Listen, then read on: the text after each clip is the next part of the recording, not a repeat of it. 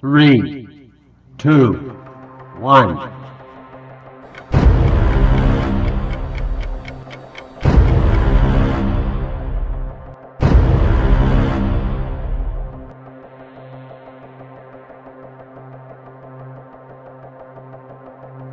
Bersama saya Nur Syafiqah binti Musta'in. Di sini kami ingin menjelaskan tentang bidang kuasa di bawah Mahkamah Tinggi. Mahkamah Tinggi. Pengenalan Mahkamah Tinggi. Mahkamah Tinggi merujuk kepada mahkamah dengan bidang kuasa lebih tinggi berbanding mahkamah perbicaraan pertama. Untuk negara-negara dengan sistem undang-undang sivil, istilah Mahkamah Tinggi biasanya merujuk kepada Mahkamah Rayuan dengan peringkat pertama rayuan dalam rantaian tata cara rayuan, menjadi mahkamah yang lebih rendah daripada Mahkamah Agung. Saya akan menjelaskan bahawa Mahkamah Tinggi merupakan mahkamah ketiga tertinggi dalam hierarki mahkamah. Ini merupakan hierarki mahkamah yang berada di Malaysia. Yang dapat kita lihat bahawa Mahkamah Persekutuan dan Mahkamah Khas menjadi mahkamah yang utama, dan di bawahnya ialah Mahkamah Rayuan, dan di bawahnya barulah Mahkamah Tinggi Malaya dan Mahkamah Tinggi Sabah dan Sarawak, dan seterusnya Mahkamah Session dan Mahkamah Magistrate. Mahkamah Tinggi mempunyai dua bidang kuasa menyelaras. Yang pertama di bawah Mahkamah Tinggi Malaya dan juga Mahkamah Tinggi Sabah dan Sarawak. Mahkamah Tinggi di Malaya mempunyai pendaftar utama di Kuala Lumpur. Pendaftar lain boleh didapati di setiap semenanjung Malaysia. Mahkamah Tinggi Sabah dan Sarawak mempunyai pendaftar utama di Kuching.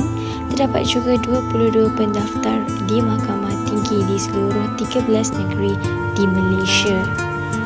Mahkamah Tinggi juga bergerak di sekitar bandar-bandar yang lebih kecil.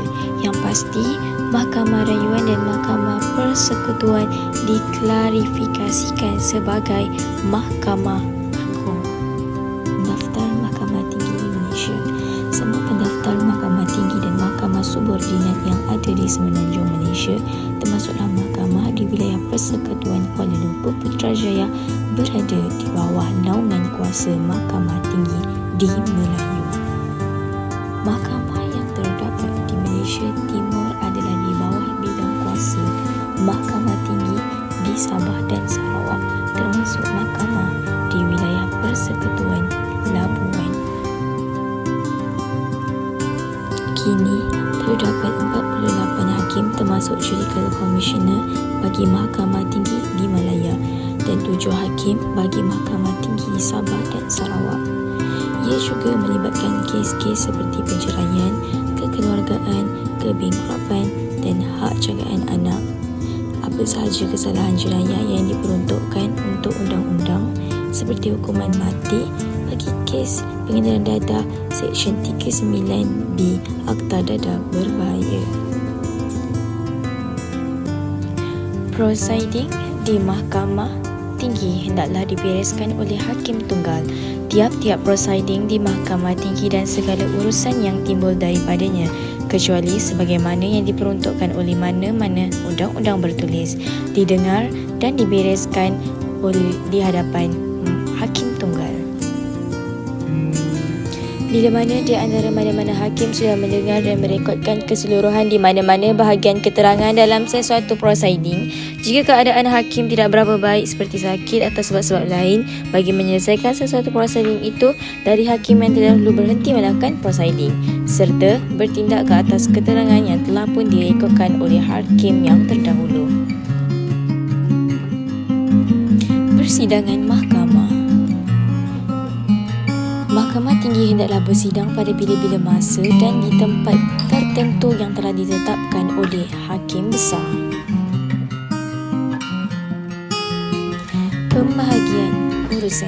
Pembahagian urusan di kalangan Hakim Mahkamah Tinggi hendaklah dibuat mengikut arahan yang boleh bersifat am atau khusus sebagaimana yang diberikan oleh Hakim Besar. Hakim Besar boleh membuat apa-apa kaedah tentang cuti Mahkamah Tinggi yang pasti tidak melebihi 1 bulan dalam mana-mana tahun dalam kalender. Bidang kuasa asal Mahkamah Tinggi terbahagi kepada 3 bahagian. Yang pertama, bidang kuasa jenayah, yang kedua, bidang kuasa sivil am, dan yang ketiga, bidang kuasa sivil khusus. Bidang kuasa jenayah. Bidang kuasa jenayah bertanggungjawab di atas mana-mana kes yang berkaitan dengan di dalam bidang kuasa tempatan, di laut lepas, di atas mana-mana kapal atau di atas mana-mana pesawat udara yang telah didaftarkan di Malaysia. Mahkamah Tinggi perlu mempunyai bidang kuasa untuk membicarakan kes-kes tersebut. Mahkamah Tinggi juga bertanggungjawab ke atas kesandahan bagi kes-kes yang berat seperti gantung sampai mati dan penjara seumur hidup. Mahkamah Tinggi bertanggungjawab boleh menjatuhkan apa-apa hukuman yang dibenarkan oleh undang-undang. Seterusnya, bidang kuasa sivil am. Bidang kuasa sivil am, Pasal 1 tertakluk kepada had yang terkandung dalam perkara 128 Perlembagaan.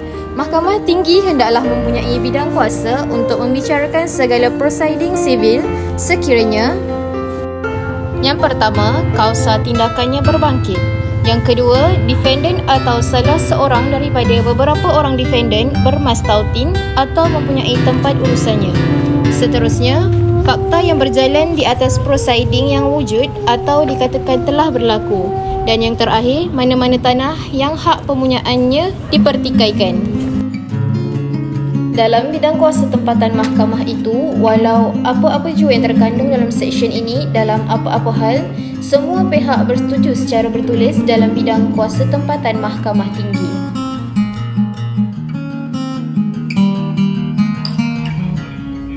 Tanpa keluasan seksyen Pasal 1, Mahkamah Tinggi hendaklah mempunyai bidang kuasa yang haknya ditentukan padanya sebelum saja hari Malaysia dan apa-apa bidang kuasa lain. Haknya pada terletak oleh mana-mana undang-undang bertulis yang berkuat kuasa dalam bidang kuasa tempatannya. Bidang kuasa sivil khusus. Tanpa menjelaskan keluasan Seksyen 23, bidang kuasa sivil Mahkamah Tinggi hendaklah termasuk bidang kuasa di bawah mana-mana undang-undang bertulis yang berhubung dengan penceraian dan kausa hal ehwal suami isteri, bidang kuasa untuk melantik dan mengawal penjaga budak dan pada amnya ke atas diri dan harta budak, bidang kuasa di bawah mana-mana undang-undang bertulis yang berhubung dengan kebangkrapan atau berkenaan syarikat, bidang kuasa untuk memberikan probate bagi wasiat dan testament dan surat kuasa mentadbir bagi harta pusaka bagi orang yang mati meninggalkan harta. Rujukan di bawah perintah mahkamah. Mahkamah Tinggi boleh merujuk apa-apa soal yang berbangkit dalam apa-apa kausa atau perkara selain sesuatu prosiding jenayah oleh pendakwa raya bagi sesiatan atau laporan kepada mana-mana referi khas. Laporan seseorang referi khas boleh diterima pakai keseluruhannya atau sebahagiannya oleh Mahkamah Tinggi dan akan dikuatkuasakan sebagai suatu dekri penghakiman atau perintah yang memberi kesan yang sama. Kuasa Mahkamah Tinggi. Yang pertama, tanpa menjelaskan keluasan perkara 121 Perlembagaan, Mahkamah Tinggi mempunyai segala kuasa yang terletak hak padanya sebaik sebelum Hari Malaysia dan apa-apa kuasa lain yang terletak hak padanya oleh mana-mana undang-undang bertulis yang berkuat kuasa dalam bidang kuasa tempatannya. Dengan syarat bahawa segala kuasa itu hendaklah dijalankan mengikut mana-mana undang-undang bertulis atau kaedah-kaedah mahkamah yang berhubung dengannya. Perintah untuk pembayaran interim. Tentang prosiding yang belum selesai perbicaraannya di Mahkamah Tinggi, peruntukan boleh dibuat melalui kaedah-kaedah mahkamah bagi membolehkan mahkamah menetapkan dalam apa-apa keadaan yang telah ditetapkan. Membuat suatu perintah yang menghendaki sesuatu pihak prosiding untuk membuat pembayaran interim sebanyak amaun yang telah dinyatakan dalam suatu surat perintah. dengan peruntukan bagi pembayaran dibuat kepada mana-mana pihak yang ditentukan sedemikian. Jika perintah itu memperuntukkan sedemikian, membayar amount haruslah di mahkamah sendiri. Apa-apa kaedah mahkamah akan membuat peruntukan mengikut subsection 1. Mahkamah boleh memasukkan peruntukan bagi membolehkan sesuatu pihak kepada apa-apa prosiding untuk membuat pembayaran. Apa-apa kaedah yang dibuat menurut kuasa seksyen ini boleh memasukkan peruntukan sampingan, tambahan dan berbangkit yang didapati atau sesuai dengan manfaat. Dalam seksyen ini, pembayaran interim berhubung dengan sesuatu pihak kepada apa-apa prosiding. Artinya, sesuatu pembayaran akan disebabkan oleh apa-apa ganti rugi, hutang atau apa-apa jumlah wang lain, tidak juga termasuk apa-apa kos yang pihak itu tertanggung. Saya Farhana Akidah binti Amiluddin. Di akhir video ini, saya ingin menyimpulkan, jelaslah bahawa Mahkamah Tinggi memainkan peranan yang penting terhadap rakyat Malaysia supaya hak dan kepentingan rakyat Malaysia terjaga. Dengan adanya institusi ini, Mahkamah Tinggi akan menjamin keharmonian di kalangan masyarakat majmuk di Malaysia, insya-Allah.